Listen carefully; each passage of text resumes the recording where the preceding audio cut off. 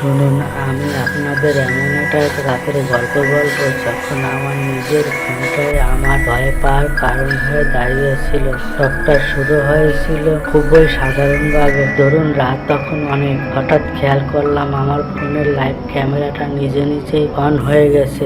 স্ক্রিনে শুধু আমার রুমটাই দেখা যায়, কিন্তু একটা জিনিস আমার খটকা লাগলো, ক্যামেরার কোনটা এমন একটা জায়গায় সেট করা যা আমার দিকে সরাসরি ফোকাস করা উচিত ছিল। বিষয়টা কি জানার জন্য আমি ভয় পেয়ে স্ক্রিনের দিকে একটু ঝুঁকলাম, আর যেই না ঝুঁকেছি সঙ্গে সঙ্গে আমার হাত পা ঠান্ডা।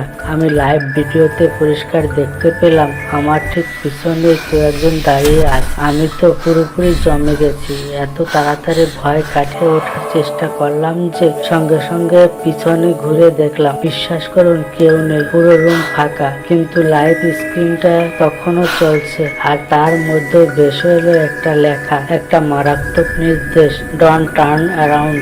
ভাবুন তো একবার, আপনি একা, আপনার ফোন আপনাকে দেখছে আর স্ক্রিনে কেউ আপনাকে নিষেধ করছে। এরপর কি হয়েছিল সেটা জানতে হলে সাবস্ক্রাইব করুন।